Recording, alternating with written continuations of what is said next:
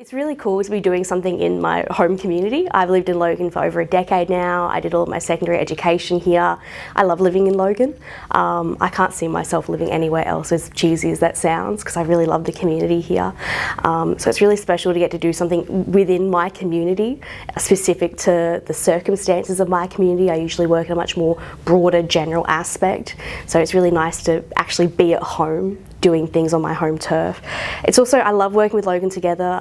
They've emphasised from day one it's a flat power hierarchy, so everyone's experience is respected.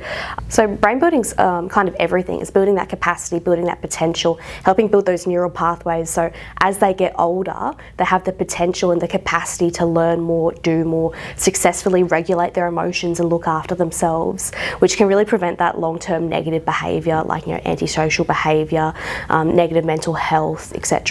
My specialty is suicide prevention, and so I'm often working with teenagers and young adults.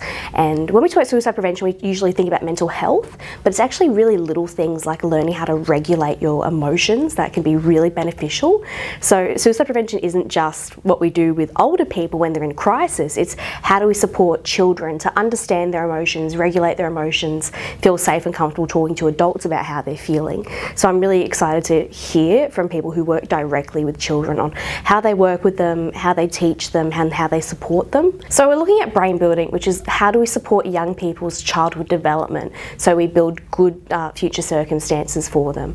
So when we talk about brain building, it's actually every little thing we do with children, which is really fascinating. It's spending time with them, playing with them. Something as simple as eye contact and having that interpersonal connection with them can build their brain and help their childhood development for the future. When we don't do those things, we can see really negative long-term outcomes.